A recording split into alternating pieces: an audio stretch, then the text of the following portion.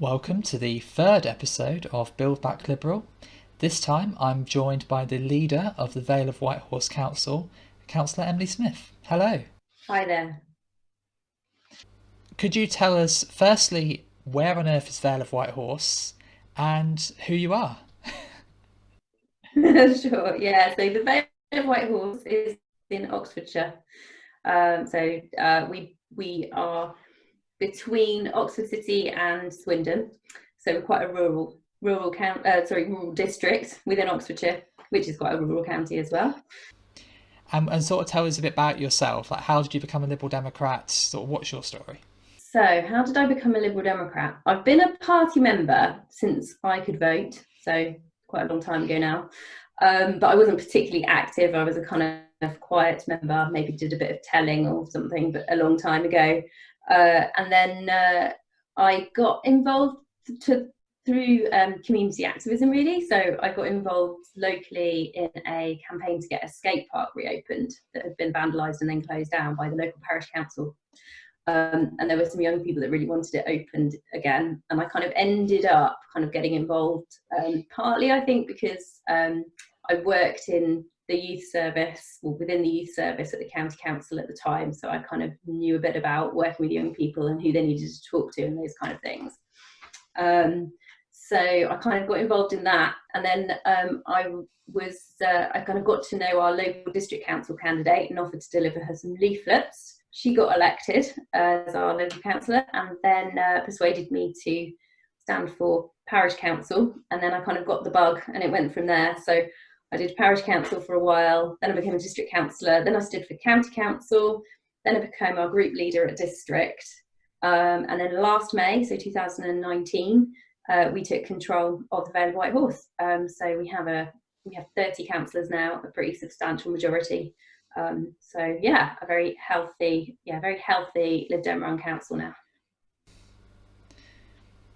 It's a huge swing as well when you took control of the council. The number of Conservative councillors that vanished overnight. Yeah, we flipped it from 28 Conservatives and 9 Dems to 6 Conservatives and 30 Lib Dems plus 1 Green. So yeah, it was a pretty big change. It was bigger than I was expecting. We thought we could win it, and we were going to, but yeah, the swing was a surprise, I think. Yeah. Yeah, as you may remember, I was at your count, and the thing that really struck me about it was that none of the Conservatives actually showed up. It was an astonishing thing for a Conservative-held council, and there weren't any Conservative councillors there.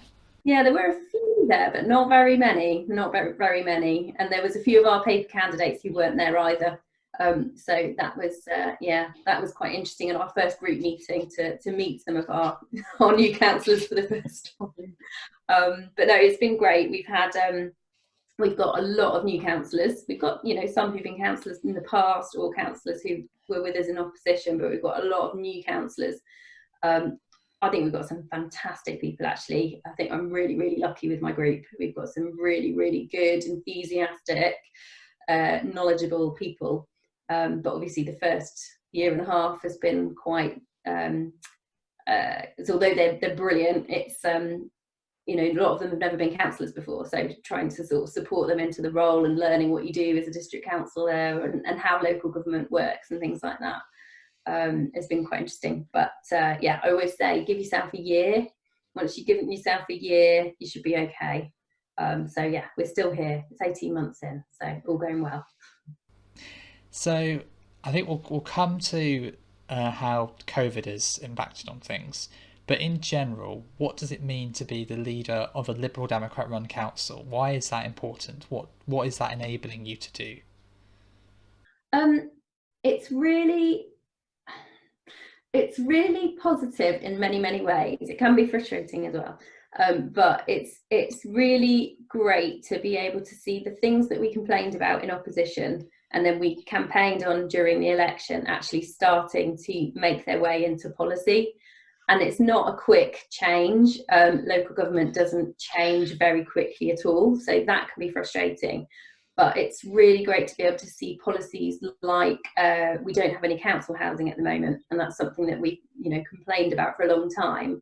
And just a few weeks ago, we put in place a mechanism for, it's a kind of feasibility study to work out how we can deliver our own social housing, but also how we can use some funding that we've got to deliver social housing quite quickly. So it's really exciting to be able to make those kind of changes and kind of set the council in a new direction. We've just been working on our corporate plan as well, so we're kind of putting some longer term ideas and real good Lib Dem policies in place for the future. But even just in the first few months, we were able to do things like set up a climate emergency committee to advise cabinet, and we've already accepted a kind of action plan for how we're going to make the council and the district carbon neutral ahead of the government targets. So yeah, things like that we were able to put in place quite quickly, and that's quite exciting to see those changes. It really does feel different. There's a real kind of buzz. Obviously, a year into your term, we've been hit by this enormous event, this pandemic, and how is that? What does the role of the council become in that situation? What is it you're doing as the leader of your council and your council group is doing to support the community and help address the pandemic? Yeah, so when the COVID pandemic started, there was lots going on.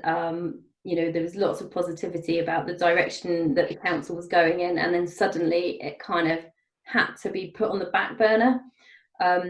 So at the point where a pandemic was called, a lot of our council officers fell into the local resilience forum structure.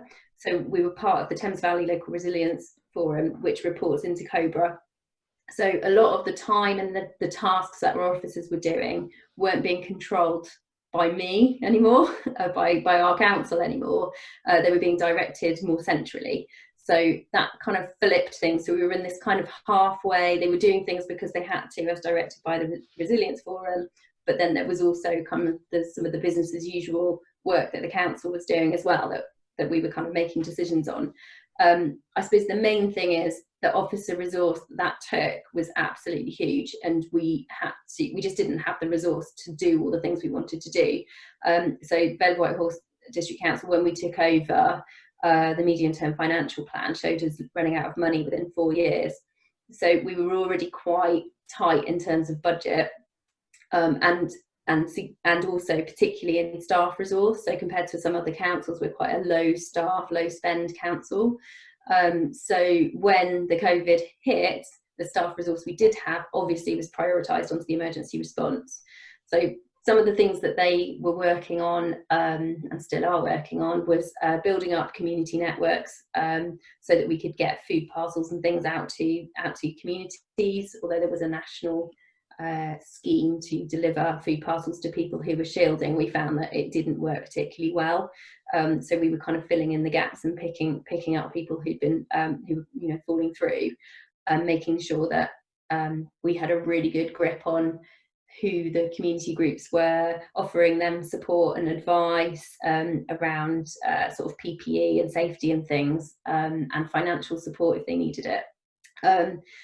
We had a big role as well in terms of business support, so giving advice to local businesses around partly around the health implications of COVID, but also around the implications for their business and their staff. There was a number of government schemes announced, usually at 5 o'clock on the press conference, and we would have no notice before we'd have to implement an entire new system to be able to administer grants to small businesses and things like that. So things we really wanted to do, and we wanted to help the community get the funding that they were entitled to as quickly as possible, but with hardly any notice and no kind of information about how to do it. The classic one is the guidance comes out 2 weeks after the scheme starts. That seemed to be a bit of a pattern. So yeah, huge amount of time, resource, just completely shifting the way that we were working.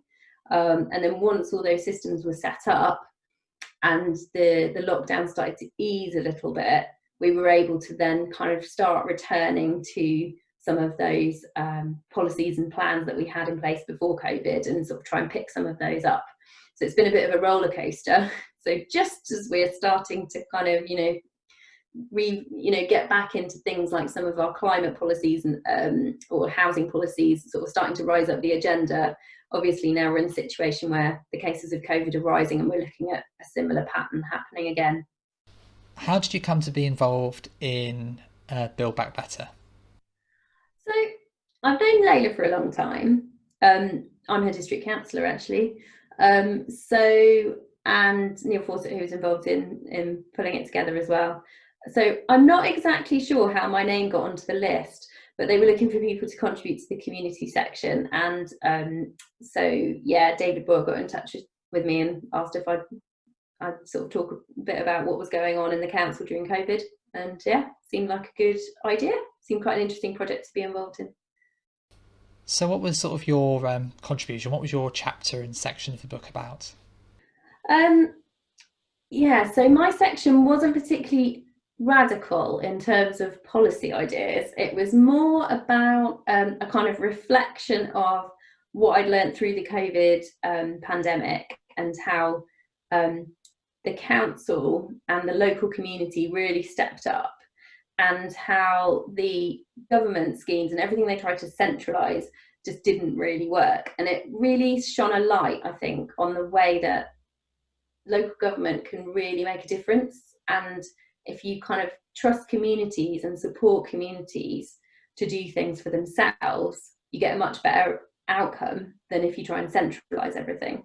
So as opposed to a kind of new idea, it was, I suppose, about going back to kind of our preamble to our constitution and sort of back to our roots about community politics and community campaigning, and sort of empowering people from the bottom up. So that's what my chapter focused on.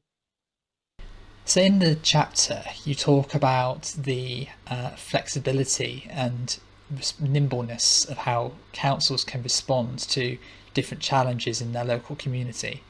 Do you have any particular thoughts on that, or what do you think are the limitations of that as well? Like how, if there's anything that's been particularly frustrating in addressing these things? So I think during the COVID pandemic, when there was a problem, so perhaps it was getting grant funding to small businesses that were impacted by the lockdown. The local government really turned things around really, really fast. So the government would announce a scheme, but there would be no plan about how it was going to be delivered.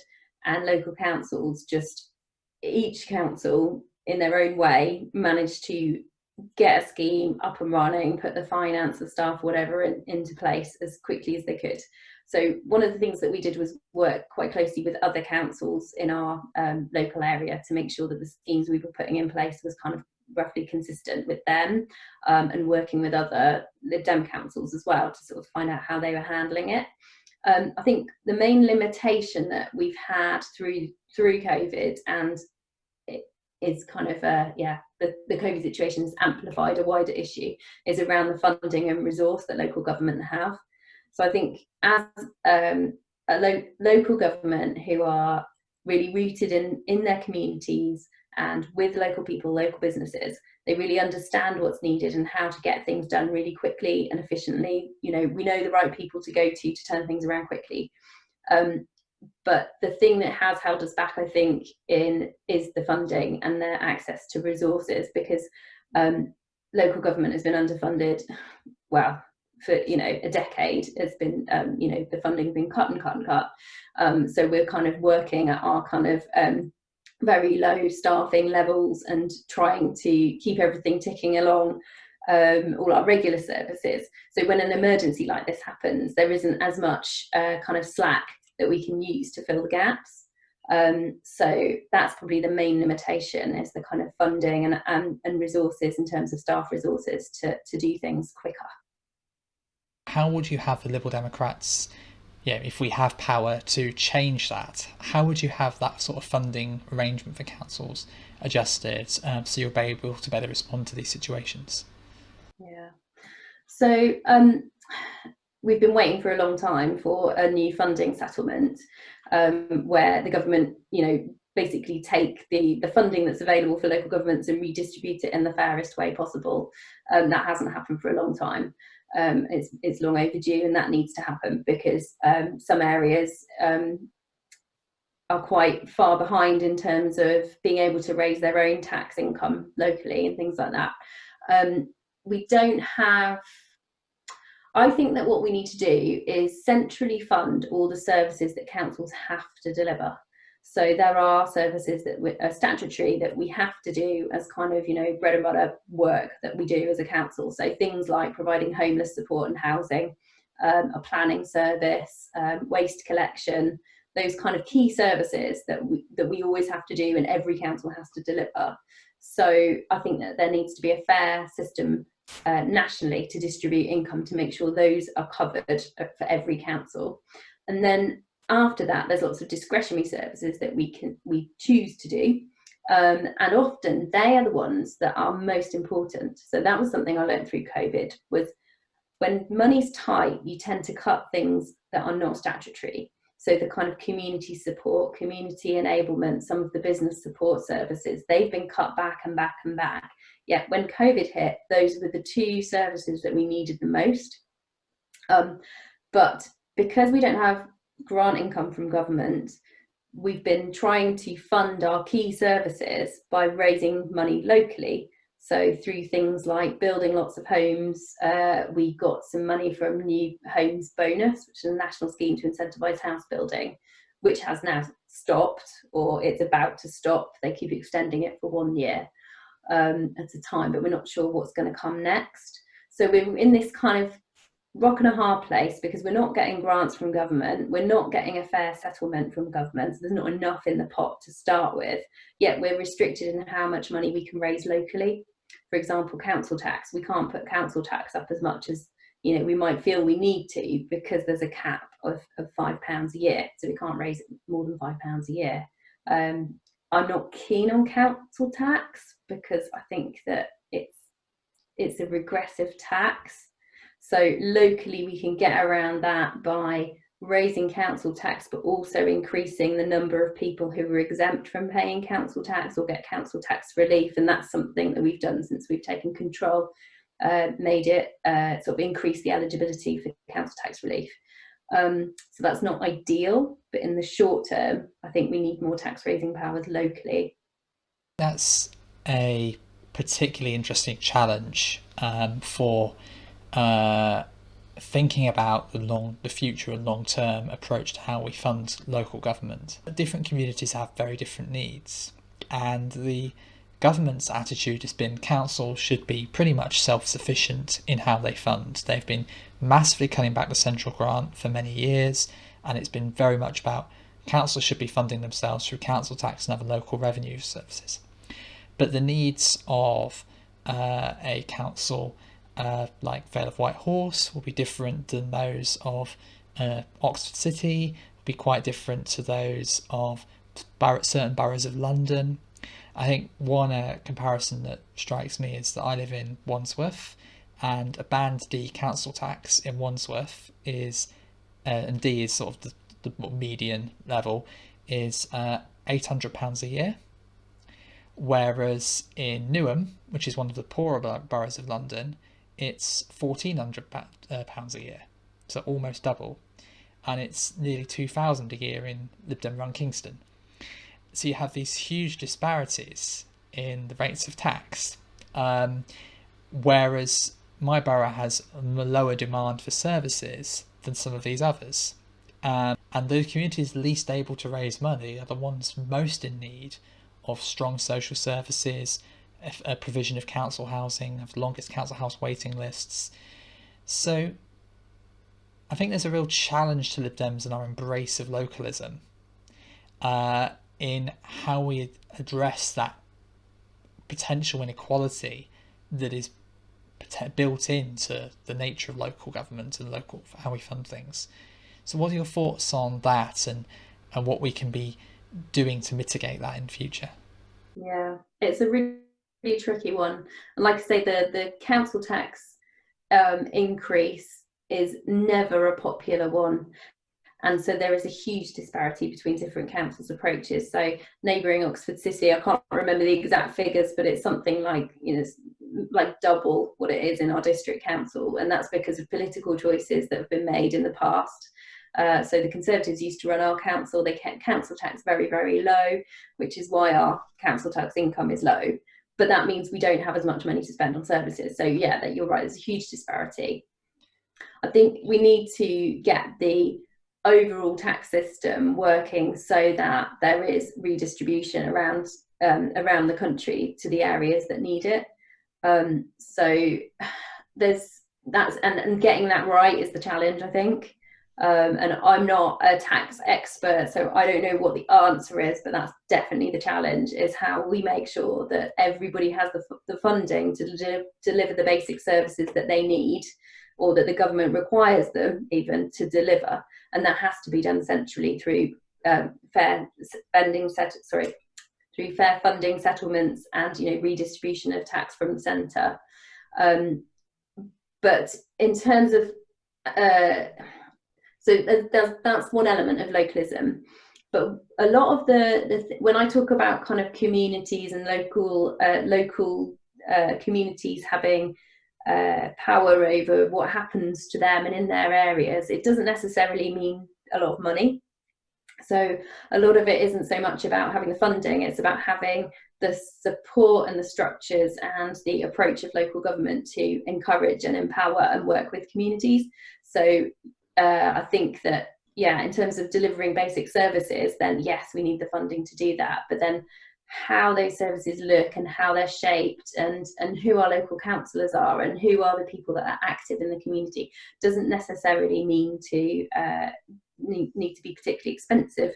That could be done by just the way and the approach and how the council kind of outreaches to people in the community and involves them and engages them. Is there any particular power that, as a council, you do not currently have that you think would make a real difference to your community? The obvious power that we keep saying that we would like right now is a change in building regulations. So at the moment, we are building a lot of homes. So my district builds a huge rate. We're one of the fastest growing districts in terms of housing. Oxfordshire is generally. And for all of those houses that we're building, they are not zero carbon.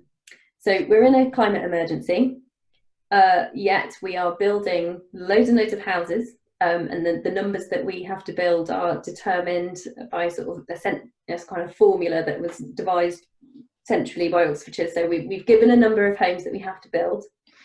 So that's fine, but we want to make them zero carbon, or carbon negative actually. But we're not allowed to do that because there is no sort of planning policy or building regs that allows us to enforce that. So I think that would make a massive impact in the longer term to our communities. It's something that's so simple that the government could just change like that, but they're reluctant to do so. When I raise it with civil servants, then it's usually, the pushback is usually like, well, we can't go, we could go low carbon, but we couldn't do zero carbon because the developers aren't ready for that yet, and we've got to build up to it. But we've got small developers who are delivering zero carbon now in our community. It's just on small numbers, and I just think that would be a really popular move, and it would really help us meet our carbon targets. I think the attitude of the civil servants there is quite revealing in that, which is obviously coming down from above, from the politicians, that you're in a better position to make a judgment about what is deliverable by private builders and providers in your community than they are. You know them, and you've seen their work they do, and you know what they can do. So for them to say that's something that can't be achieved is a judgment they're making, presumably with relatively limited evidence about the specific reality in your community. Yeah, I think so.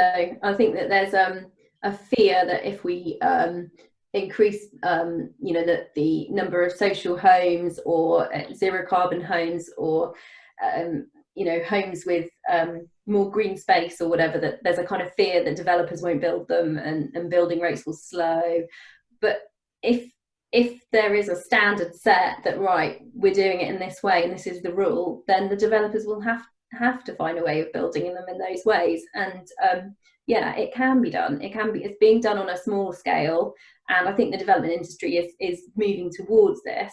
But I think by changing the building regulations, it would just speed up the whole process, and we could end up with much better quality homes, and we would be able to say, well, yeah, we are building a lot of homes, but in terms of the climate, the harm is limited, because we are, they are zero carbon and they are energy efficient and they are affordable for people to buy. I think in large parts of the country as well, and particularly where I live in London, we do actually see quite a substantial new house or new home building, but very little it's affordable. And it's unclear as to where the mandate to enforce or to encourage or to get more affordable homes built, rather than, in London, particularly luxury flats.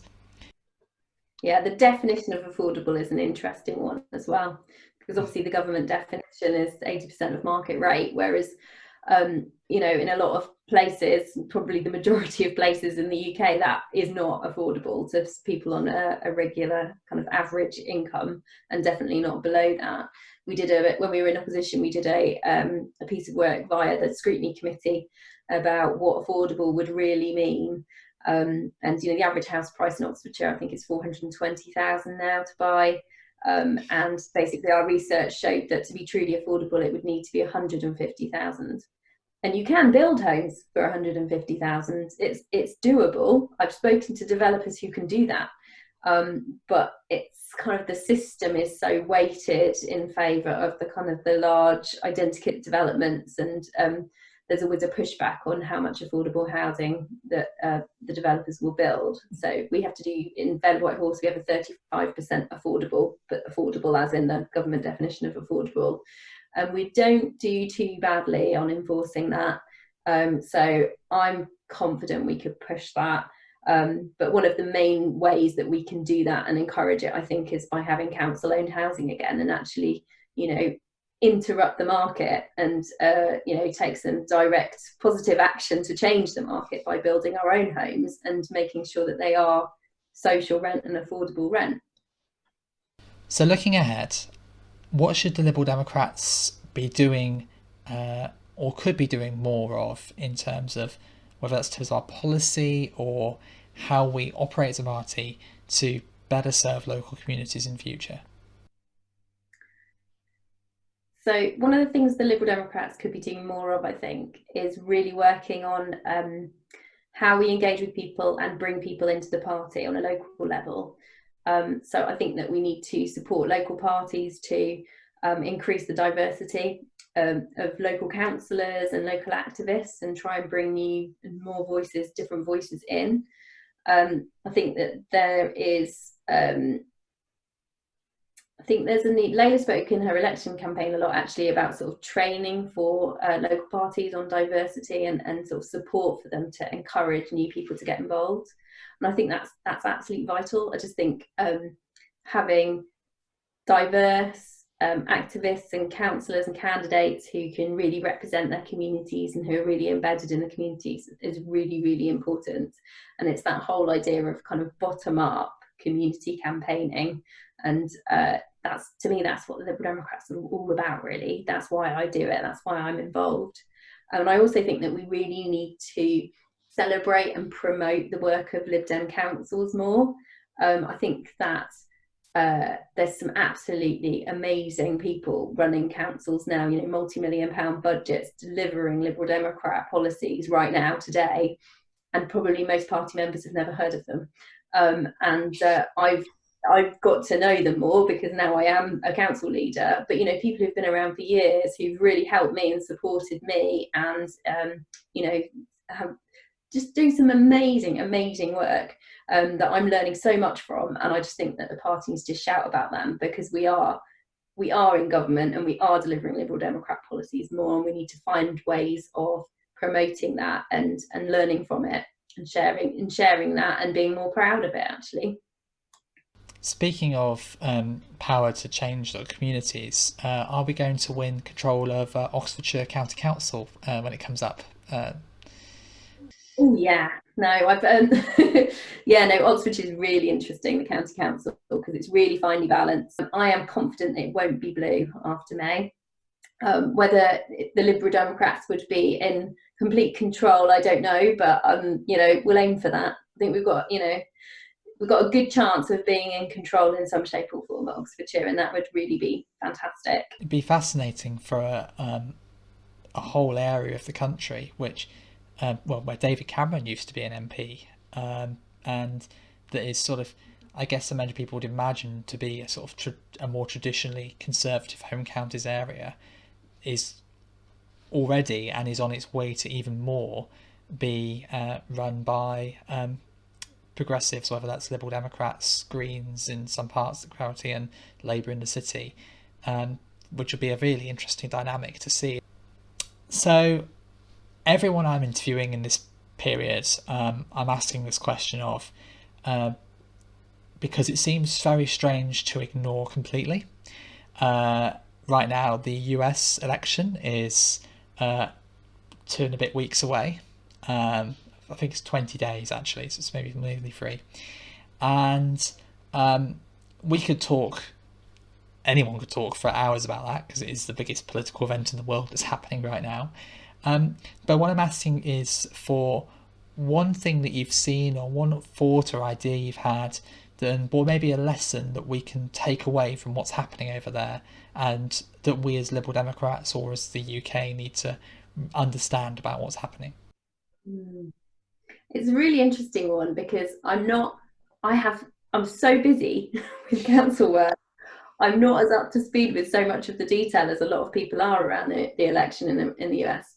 I suppose one of the main things, there's a few things, but I suppose the main thing for me is I think we need to really cling on to democracy and fight for it and fight for fairness. I hear Trump talking already, lining up his excuses about why he hasn't won because it's all a fix, and trying to undermine the election process in that way. And you see some of those kind of ideas coming in the UK more and more, and the way that information is kind of manipulated, and how, yeah, with all Cambridge Analytica stuff and all of that. And you can kind of see, if we're not careful and we don't really fight for our democracy and we value our democracy, that we could go more towards, you know, the situation in America, and that's quite frightening. So I think that's probably the main thing for me, is we do not want to be in that situation, and we need to make sure that we really stand up for democracy and really value it, and you do that by kind of making sure that people are engaged in it, and yeah, and I think that starts at the local level.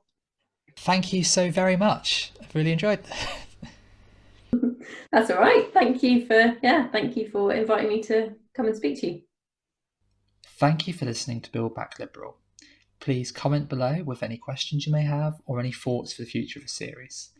Take care and stay safe.